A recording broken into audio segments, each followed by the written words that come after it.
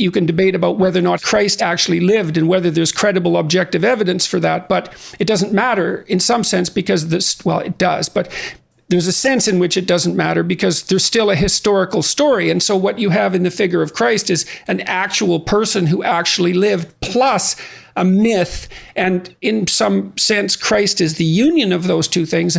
The problem is I probably believe that, but I don't know. I'm amazed at my own belief and I don't understand it. Like, because I've seen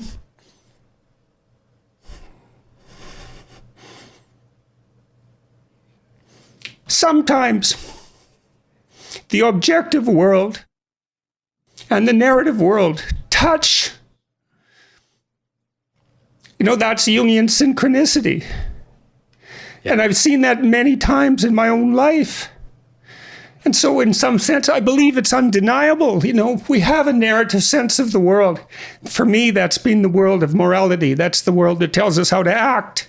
It's real. Like, we treat it like it's real. It's not the objective world. But the narrative and the objective world touch. And the ultimate example of that, in principle, is supposed to be Christ. But I don't know that seems to me oddly plausible. Yeah. But I still don't know what to make of it. Partly because it's too terrifying a reality to fully believe. I don't even know what would happen to you if you fully believed it. If you believed in the story of Christ, or if you believed that history and let's say the narrative meet, both, I think. I think because when you believe that, you buy both those stories. You believe that the narrative and the objective can actually touch. And then you could say, well, there isn't any responsibility that's more compelling than trying to aid things in the manifestation of their divine form. That should be an adventure that could be sold. And I do believe that. I do believe that the right striving is to attempt with all your heart to encourage things to develop along that, towards that divine goal. Like, what else would you possibly do? Once you think that through, it's like you're always aiming at something that's better, or you wouldn't be aiming. You're always moving towards something that's better, or you wouldn't be moving. So then why wouldn't you move towards the greatest good? Yeah. Well, it's because it's terrifying, I suppose, in part. But then I've tried to put that into practice in my life, and it's tearing me into pieces. Yeah. I don't know, though, if one of the reasons is because you're also alone. And because at least to my understanding, you're not in a community. It's hard to say. It's hard to say. Because fans aren't a community. Certainly haven't Well, they've been a community. One of the things that has held me together certainly is the commitment that I feel to the people who've been so positive towards me and my family. I do feel that as a community. I understand what you mean. Why the hell not go to church? I know you wasn't going to come right out and say it, Jordan. Yeah, I know you're not that blunt about it.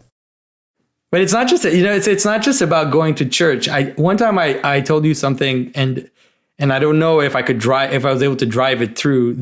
There's something about being in a hierarchy because there's an aspect of being in a hierarchy that you talk about, which is this kind of striving to kind of be the best within that hierarchy. But there's an aspect of being in a hierarchy, which is that the hierarchy covers you.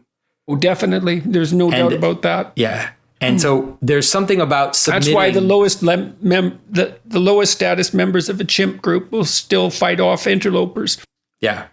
And so there's a value in being in a community and a hierarchy where you, like, I go to confession, right? I go to confession. I go to my priest and I confess my sins, and I give that to him. He actually takes responsibility for an aspect of listening to my sins and kind of participating in my salvation. And so the weight ends up being distributed across the community. It's not, so you don't actually just bear it on your on yourself. And it's not just it's not just a living community. It's not just those that are alive in the hierarchy, but those that have left their story. All the saints are part of this hierarchy that you engage in, that you participate in, and that you see as consolation, as examples, as examples of people who have lived through difficult things that you can kind of that you can shoulder up against, And so that's one of the reasons why I kind of insist with, at least for the people that watch my videos, is when I say go to church, it's not just because I'm trying to moralize you into doing something. It's because it's actually a participation in how the best vision of reality works. I've got no objection to any of that. But I've seen you. Objection. I'm probably one of the only people in the world that has actually seen you in church and seen you, and how that squirm squirm in church. Why? But for this to stack up, we need to be able to look towards the same image. We need to look towards the same aim, and that will bind us together. And so we don't also end up being just kind of individuals who have the weight of the world on our shoulders, but we're a communion of saints. We're a communion of people who are submitted to, aiming towards, worshiping the same point. Yeah, and I believe that that's necessary. And I've had some profound experiences, which I can't really relate here, that of the necessity for that community, is that this, whatever our fundamental moral load is, immense though it is, crushing though it is even, requires the participation of others. So even if you were the perfect you would need other people to be along with you. It's a collective enterprise, even though it's an individualistic, even though it requires the perfection, it requires as much perfection as is possible at the individual level. That's not enough. There has to be that communal element as well. You need help. We all need help to aim as high. The highest aim requires communal endeavor. Yeah. And it's also because it actually is the way that everything works. Religion is inevitable, and we're seeing it coming back in very strange ways. It's going to be a weird, woke, identitarian religion, which is going to come back. That's why. And primitive, part of it's going to be tribalist. Intent doesn't matter. Yeah. Can you believe that? Yeah. So it's a scary thing. Like you could say that's one of the failures of the new atheists, is that they partly led to the new woke phenomena, because they didn't realize that you can't get rid of religion. You can't get rid of rituals. You can't get rid of the problems and opportunities of identity. All of these things are going to come back. If you try to brush them aside, then they're going to come back in very weird ways. And without you realizing what's going on, you'll have people kneeling to a shrine of a man who was killed by police and putting a halo on his head and self-mortifying themselves and doing all kinds of insane things, or that look to you insane, but that you need to understand it's just this religious impulse gone off the rails. So yes, and then the question is, what's the right place for it? That's right. I've thought people would be much more insane without it than they are with it. It's a container for that religious impulse, and that impulse is to the good.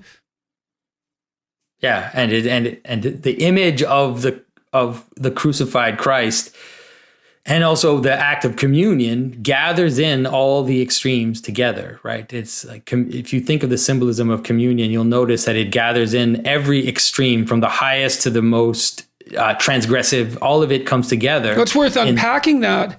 It's ritual cannibalism in the service of God. Yeah, but it's also seen as a normal meal of communion, and it's then also seen as, in the altar and in that moment of communion, there's the joining of heaven and earth. They raise up the chalice, and there's this joining, which is this image of this sexual union between God and the soul, between God and His church. And so all of it just jammed into this ritual as a kind of center of reality, would call it. And so, like you said, if you get rid of that, then you're going to have all kinds of strange, factitious versions of it that are going to pop up and are going to try to replace it. And it's leading to the fragmentation of our world and to the breakdown of the West, for sure. If he looks at his own theory about reality, he does believe that the narrative and the factual touch. And it's just that he struggles with what that means, because it's like, if that's real, and I know he thinks that, then everything changes. The effect of that, and I think that's what he also understands, the effect of that is radical. It's such a radical transformation. If you think that these patterns are real and that the world has to manifest itself through these patterns, then it's like all of religion comes right back on the table in a second. Everything, all the rituals, the sacrifices, the stories of these demons, these angels, everything just floods right back in to reality. And that's the door that it's hard, because you think, am I going to open that door? Like, if I open that door, everything changes.